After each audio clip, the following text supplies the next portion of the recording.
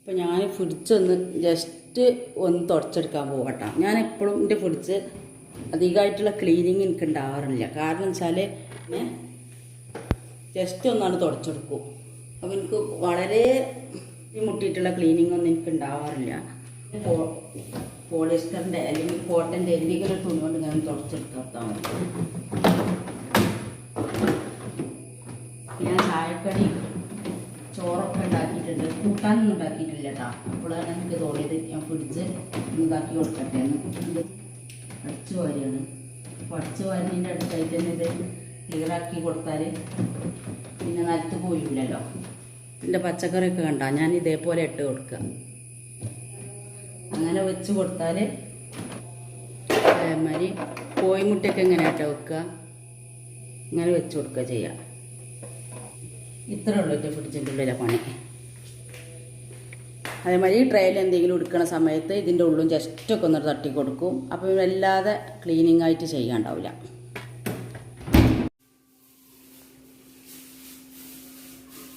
അപ്പം അതിൻ്റെ അടിയിലൂടെ പിന്നെ മരോൾ അടിച്ചു വരുന്നുണ്ടായിരുന്നു. അപ്പോൾ ഡെയ്മ ലൈഫ് എടുക്കുമെന്ന് ചോദിക്കലുണ്ടായിരുന്നു. അപ്പോൾ അവളാണ് അടിച്ചു വരുന്നത്. അപ്പോൾ ഞാൻ ആ വീഡിയോ അതാണ് അതിൻ്റെ അടിയിലൊന്ന് പോയിക്കാണ്ട് അതെടുത്ത് വന്നത്. അപ്പോൾ നമുക്ക് കൂട്ടാൻ ഉണ്ടാക്കാൻ വേണ്ടിയിട്ട് ഇപ്പോൾ പച്ചക്കറി ഉണ്ട്, എന്നാലും പിന്നെ കറിക്കൊന്നും കിട്ടിയിട്ടില്ല കേട്ടോ. പച്ചക്കറി വെക്കാനുള്ള കറികളൊക്കെ ഉണ്ട്, പക്ഷേ വേറെ പച്ചമുളക് കിട്ടിയിട്ട് വേണം. അപ്പോൾ ഞാൻ ഉണക്കമുളക് ഒരു 20 മുളക് എടുത്തിട്ടുണ്ട്. പക്ഷേ നിങ്ങൾക്ക് എത്ര വേണ്ടിച്ചാൽ അത്ര ഇട്ട് കൊടുക്കുക.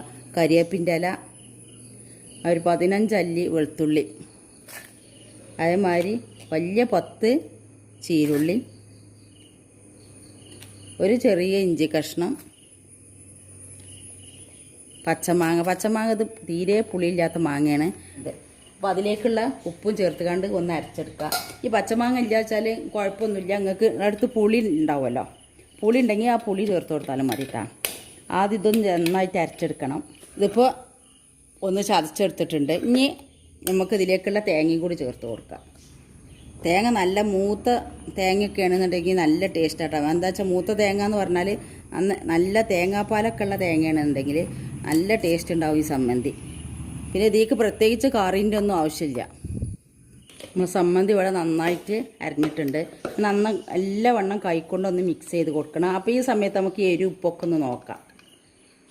അപ്പോൾ ഇങ്ങനെ സമ്മന്തി ഒതുക്കണിക്കാട്ടും ഇവിടെ കാക്കാക്ക് ഇഷ്ടം ജസ്റ്റ് ഒന്ന് ഇതൊക്കെ നല്ലോണം നമ്മൾ മാങ്ങയും പച്ചമുളക് വെളുത്തുള്ളി ഇഞ്ചിയൊക്കെ ഇട്ടില്ലേ, അത് നല്ലോണം ഉണ്ട് പിന്നെ അരച്ചെടുക്കുക എന്ന് വെച്ചാൽ 3/4 ഭാഗവും അരച്ചെടുത്തതിന് ശേഷം തേങ്ങ ചേർത്ത് മിക്സ് ചെയ്ത് കൊടുക്കലാണ്. പക്ഷേ ഇമ്മാക്ക് അത് ഇഷ്ടമില്ല. അപ്പം പലർക്കും പല മോഡലായതുകൊണ്ട് ജസ്റ്റ് ഇങ്ങനെ ഉമ്മാൻ്റെ ഇഷ്ടത്തിന് വേണ്ടിയിട്ട് നമ്മൾ ചെയ്തു. പിന്നെ നമുക്കൊക്കെ അഡ്ജസ്റ്റ് ചെയ്യാമല്ലോ. അപ്പോൾ ഇങ്ങനെ നന്നായിട്ടൊന്ന് മിക്സ് ചെയ്ത് കൊടുക്കുക.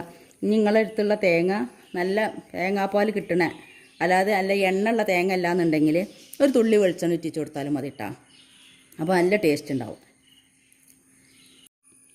അപ്പോൾ ഞാൻ മീനൊന്ന് കായം തേക്കാൻ വിചാരിച്ചു. മഞ്ഞളൊക്കെ ഇട്ടുകൊണ്ടൊന്ന് ജസ്റ്റ് നല്ലോണം ഒന്ന് കഴുകി എടുത്താട്ടോ. അപ്പോൾ അതിലേക്ക് ഞാൻ ഇഞ്ചിയും വെളുത്തുള്ളിയും കൂടി ചായച്ചത്, 1/2 ടീസ്പൂൺ ഇഞ്ചി ചായച്ചത്, 1/2 ടീസ്പൂൺ വെളുത്തുള്ളി ചായച്ചതും ചേർത്ത് കൊടുക്കുന്നുണ്ട്. 1 ടീസ്പൂൺ വെളിച്ചെണ്ണ ചേർത്ത് കൊടുക്കുക. അതേപോലെ 1 ടീസ്പൂണ് സുർക്ക, മുളക് പൊടി. ഞാൻ കാശ്മീരി മുളക് പൊടിയല്ല കേട്ടോ ചേർക്കുന്നത്, ഞങ്ങൾക്ക് അത്യാവശ്യം എരിവ് വേണം. അപ്പോൾ അതുകൊണ്ട് തന്നെ സാധാ മുളക് പൊടിയാണ് ചേർക്കേണ്ടത്. അതിലേക്ക് വേണ്ട മഞ്ഞൾപ്പൊടി ഞാൻ 1/2 ടീസ്പൂൺ മഞ്ഞൾപ്പൊടി ഇട്ടിട്ടുണ്ട്. ഇനി അതിലേക്ക് ഉപ്പും കൂടി ചേർത്ത് കൊടുക്കുക. ഉപ്പും എരിവൊക്കെ നിങ്ങൾക്ക് ആവശ്യത്തിനനുസരിച്ച് ചേർത്ത് കൊടുക്കുക. പലർക്കും പല അളവായിരിക്കുമല്ലോ. ഇവിടെ തന്നെ ഉമ്മാക്ക് ഉപ്പ് കുറവ്, വേറുള്ളവർക്കൊക്കെ ഉപ്പ്, അത്യാവശ്യം ഉപ്പ്, അങ്ങനെയൊക്കെയാണ്. അപ്പോൾ ഇമ്മാക്ക് മീൻ കായം തേക്കുമ്പോൾ കാശ്മീരി മുളക് പൊടി ഇട്ടിട്ട് കുറഞ്ഞ ഉപ്പിൽ കായം തേക്കും. ഇന്നിപ്പോൾ ഉമ്മാക്ക് ഈ മീൻ വേണ്ടാന്ന് ആദ്യം പറഞ്ഞാണ്. അപ്പോൾ അതുകൊണ്ടാണ് ഉമ്മാക്ക് ഇച്ചിരി പ്രത്യേകിച്ച് കായം തേക്കാത്തത്. ചില ദിവസം അങ്ങനെ കായം തേച്ചാൽ ഉമ്മാക്ക് പ്രഷറുണ്ട്. അപ്പോൾ ചില ദിവസം പ്രഷർ കുറഞ്ഞിട്ടുണ്ടെങ്കിൽ ഉമ്മാക്ക് ഉണ്ടാക്കിയ സമ്മന്തി ഇന്നിപ്പോൾ സമ്മന്തി വേറെ വെച്ചിക്കണല്ലോ. അങ്ങനെ എന്തായാലും ഇമ്മ നമ്മളതാ കഴിക്കട്ടെ, ഇതിൽ ഉപ്പിട്ടിട്ടില്ല, ഉപ്പ് കുറവാന്ന് പറഞ്ഞിട്ട്. അപ്പോൾ എന്താ വെച്ചാൽ പ്രഷർ കുറയുന്ന സമയത്താണ് അത് ഉണ്ടാവുക. അതേമാതിരി കറി ആയാലും ഉമ്മാക്ക് ഉപ്പ് കുറച്ച് റെഡിയാക്കിയിട്ടുണ്ടെങ്കിലും ഇതേമാതിരി പ്രഷർ കൂടുന്ന സമയത്താണെങ്കിൽ ഉമ്മാക്ക് കുഴപ്പമില്ല, കുറയുന്ന സമയത്താണെങ്കിൽ ഉമ്മ പറയും ഇതിലിപ്പോൾ എരിവൊക്കെ കുറവാന്ന് പറയും. എരിവിനും ഉമ്മാക്ക് പ്രശ്നമില്ല കേട്ടോ, ഉപ്പാണ് ഉമ്മാക്ക് പ്രശ്നമുള്ളത്. കണ്ടോ ഓട്ടടയായിരുന്നു. ഈ ഗ്യാസ് അടുപ്പുമ്പോഴാട്ടോ ഞാൻ ചുട്ടെടുത്തിട്ടുള്ളത്. എല്ലാവരും പറയും ഗ്യാസുമ്മ ചുട്ടാൽ റെഡി ആവില്ല എന്ന്. ഞങ്ങൾക്കൊരു കുഴപ്പമില്ല കേട്ടോ, ഗ്യാസുമ്മ ചുട്ട് ഇവിടെ റെഡി ആവലൊക്കെ ഉണ്ട്. പിന്നെ നല്ലോണം പൊള്ളച്ച് വരില്ല എന്ന് പറയും. ഇവിടെ നല്ലോണം പൊള്ളച്ചാൽ പറ്റൂല. അപ്പോൾ ഞാൻ ജസ്റ്റ് ഒന്നുണ്ട് പരത്തി കൊടുക്കല്ലേനും, എന്നാൽ ജസ്റ്റ് ഒന്ന് കയ്യിലോണ്ട് ഒന്നുണ്ട് അമർത്തി കൊടുക്കും. ചെറുപയറിൻ്റെ കറിയായിരുന്നു. അപ്പോൾ അതിൻ്റെ ഇടയിലൂടെ ഞാൻ ചോറും വെച്ചിട്ടുണ്ടായിരുന്നു കേട്ടോ. അപ്പം വെച്ചാൽ എല്ലാം നമുക്ക് പെട്ടെന്ന് എല്ലാ പണിയും തീരുമല്ലോ. ഇതിങ്ങനെ ഏത് നേരവും അടുക്കളയിൽ ജോലി ആയിക്കൊണ്ട് നിന്നാൽ എനിക്ക് ഇഷ്ടമില്ല. അപ്പോൾ ഇതൊക്കെ മൂടി കൊടുക്കുക. നിങ്ങൾ വിചാരിക്കുന്നുണ്ടാവും എന്താ ഈ മസാല തേച്ച കൈ കൊണ്ടൊക്കെ മൂടണമെന്ന്. ഇപ്പോൾ ഞാനറിയാം ഇടയ്ക്കിടയ്ക്ക് കഴുകി കൊടുക്കണം. അപ്പോൾ ഇന്ന് ഇതൊക്കെ ഒന്ന് മൂടി കഴുകി എടുക്കണം. അതുകൊണ്ടാട്ടോ അപ്പോൾ ഈ കൈ കൊണ്ടൊക്കെ ഇതാക്കിയതല്ല. ഞാനിങ്ങനെ കുപ്പികളൊന്നും ഇങ്ങനത്തെ കൈ കൊണ്ട് തൊടൂല. അതേപോലെ നമ്മൾ യൂസ് ചെയ്യുന്ന അടുക്കളയിൽ മുളക് പൊടി, മഞ്ഞൾപ്പൊടി, ഉപ്പ്, പഞ്ചസാര ഒക്കെ ഇങ്ങനത്തെ ഒരു കുപ്പിയിൽ മാത്രം വെക്കുക എന്നല്ലാതെ വേറെയുള്ള ഗരം മസാലപ്പൊടി ഒരു സാധനവും ഞാൻ ഈ അടുക്കളയിൽ വെക്കൂല. ഒക്കെ സ്റ്റോർ റൂമിലാണ് വെക്കുക കേട്ടോ. നല്ലോണം ഒന്ന് ലെഗ്സ് തേച്ച് കൊടുക്കാം. അപ്പോൾ ഇനി കറി വെക്കാൻ തന്നെ ഉള്ളൂ. മീനൊക്കെ ഇപ്പോൾ കായം തേച്ച് അതേമാതിരി ചമ്മന്തി ഉണ്ടാക്കി ഒന്ന് പച്ചക്കറി ഉണ്ടാക്കണ്ടെന്ന് വിചാരിച്ചതാണ്.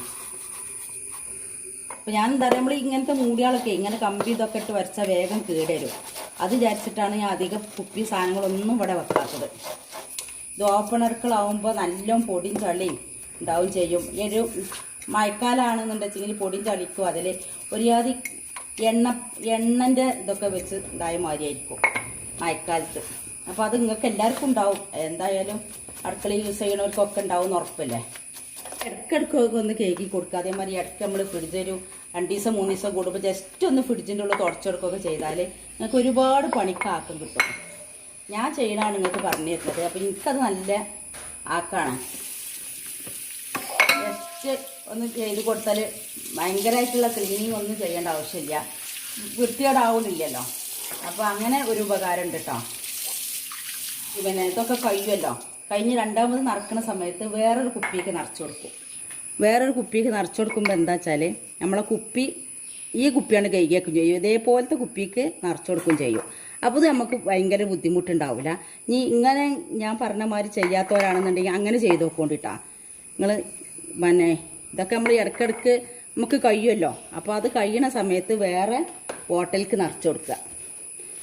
അപ്പോൾ ആ ബോട്ടിൽ നമ്മൾ കഴുകി എടുത്ത് വെക്കുമല്ലോ.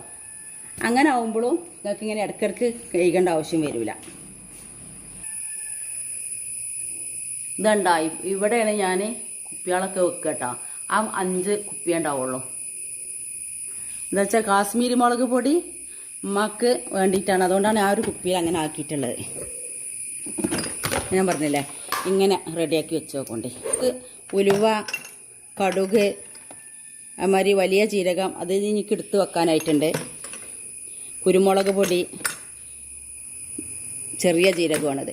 പിന്നെ കായപ്പൊടി മൂടി വെക്കുക, അല്ലെങ്കിൽ നമുക്ക് അതിൻ്റെ വാസന കംപ്ലീറ്റ് തീക്ക് വരും. അതേപോലെ അപ്പ സോഡ അതും ഞാൻ മൂടി വെച്ചിട്ടുണ്ട്.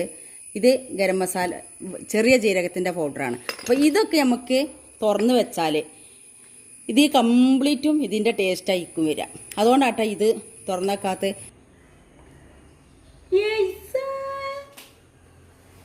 എറുമ്പിനെ പെറുക്കടി പുച്ചുച്ചല്ലേ അത്.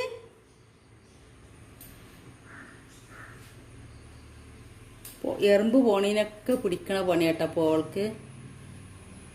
എന്നിട്ട് അടിച്ച് കാണ്ട അതിനെ കൊല്ലും. എന്നിട്ട് അടുത്ത എറുമ്പിൻ്റെ പിന്നാലെ പോകും. ചോണനാട്ടാ, മറ്റേ എറുമ്പാണിച്ച് നമുക്ക് പേടിയാണേ. അതിവിടെ എത്ര കേക്ക് വൃത്തിയാക്കിയാലും ഉണ്ട്. അത് എവിടുന്നത് വരുന്നതെന്ന് അറിയില്ല. കിട്ടിയടാ ഓൾക്കുള്ള പണി എന്താ വെച്ചാൽ എൻ്റെ സ്റ്റാൻഡ് എവിടെ ഞാൻ വെച്ചുകാണ്ട് വീഡിയോ എടുക്കുകയാണെങ്കിലും അപ്പോൾ ഓള് അതിൻ്റെ കാല് പിടിച്ച് വലിച്ച് ഒരു പരുവത്തിലാക്കും. അപ്പം അതിൻ്റെ കാല് പിടിച്ച് നീക്കാനുള്ള പരിപാടിയാണ്.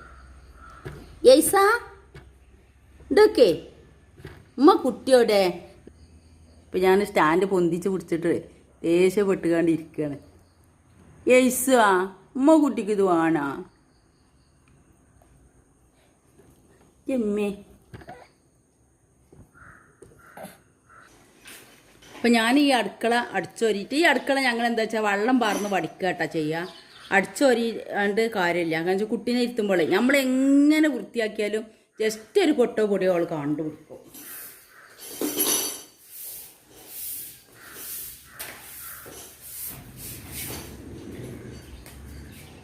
അപ്പോൾ ഇവിടെ അടിച്ചൊരി കഴിഞ്ഞാൽ ഈ അടുക്കളയിൽ എന്താ വെച്ചാൽ നമ്മൾ എങ്ങനെ പാത്രം കഴുകിയാലും വെള്ളം ഇറ്റുമല്ലോ. അപ്പോൾ ഞങ്ങൾ ചൂലും മോറും കഴുകും.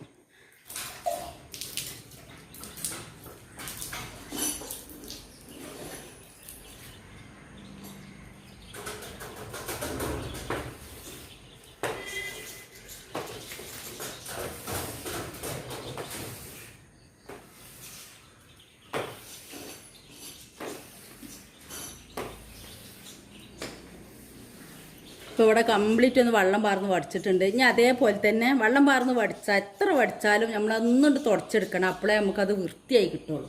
അപ്പോൾ ഒന്ന് തുടച്ചെടുക്കും ചെയ്യാം.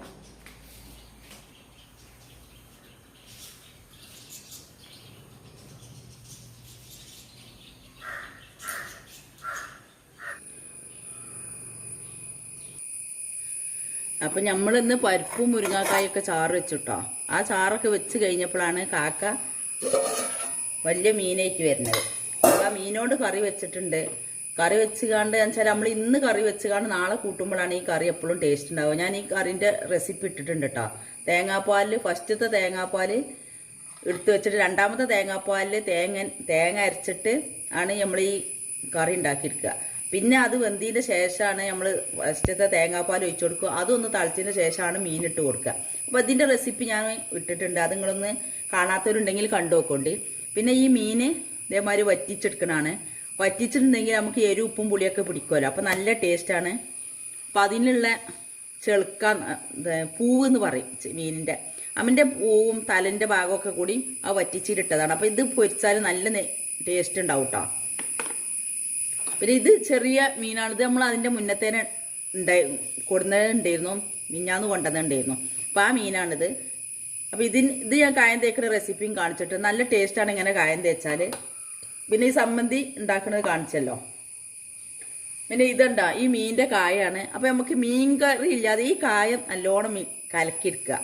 കലക്കിയെടുത്തിട്ട് അതിൽ മുരിങ്ങാക്കായോ വെണ്ടയ്ക്കോ എന്താ വെച്ചാൽ കുറച്ച് ലൂസാക്കി വെള്ളത്തിൽ കലക്കിയിട്ട് അത് വേവിച്ചതിന് ശേഷം ഇതിലേക്ക് തേങ്ങാപ്പാൽ പാർന്നു കാണ്ടാണെങ്കിലോ അല്ലെങ്കിൽ തേങ്ങ അരച്ചതോ വറുത്തരച്ചതോ എന്ത് കറിയാണെങ്കിലും നല്ല ടേസ്റ്റുള്ള കറിയാക്കി എടുക്കാൻ പറ്റും.